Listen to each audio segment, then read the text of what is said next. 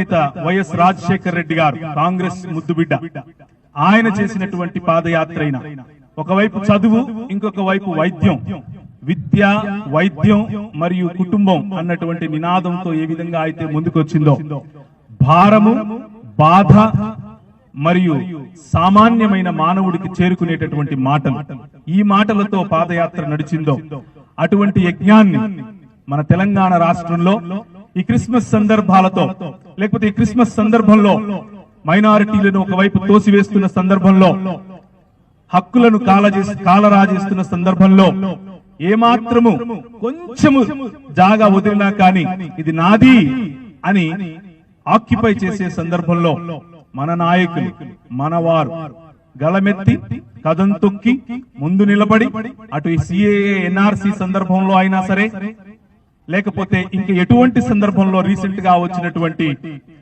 సందర్భంలో అయినా సరే మన నాయకులు ముందుండటానికి చాలా గర్విస్తున్నాను, చాలా సంతోషిస్తున్నాను.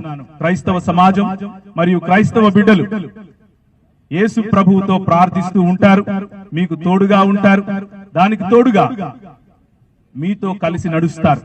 ఇంతవరకు ఏదైనా ఏ సమాజమైనా మిమ్మల్ని వెంట విడవకుండా వెంబడించింది అని అంటే అది క్రీస్తు బిడ్డలే.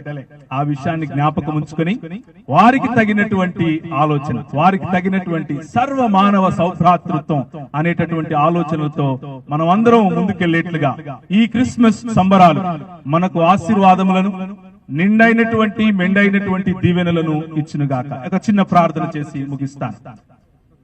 తలలు వంచినట్లయితే ప్రార్థిద్దాం. కృపగలిగిన తండ్రి, మా పార్టీ ఆవిర్భావం మొదలుకొని ఇప్పటి వరకు కూడా పేద బడుగు బలహీన వర్గాల కొరకు పనిచేస్తున్నటువంటి ఈ ప్లాట్ఫామ్ ను ఆశీర్వదించండి.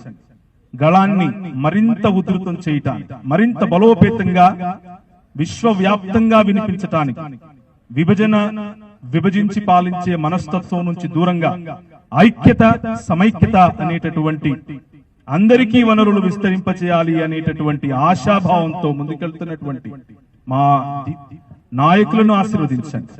మీరాకడ పాపుల కొరకు, బలహీనుల కొరకు, మాతో మమేకమయ్యే మానవత్వం కొరకు అన్న విషయాన్ని జ్ఞాపకం చేసుకుని అదే నాందితో నీ రాజ్య స్థాపనలో మేము ఈ నాయకులకు వెంటండి నడవటానికి సహాయం చేయమని, పార్టీని, వారి పనులను, వారి కార్యక్రమాల్లో ఉన్నటువంటి ప్రతి అంశాన్ని ఆశీర్వదించమని, చేరి వచ్చిన ప్రతి ఒక్కరిపైన నీ మెండైన దీవెనలు ఉంచమని యేసు నామమున అడుగుతున్నాం తండ్రి.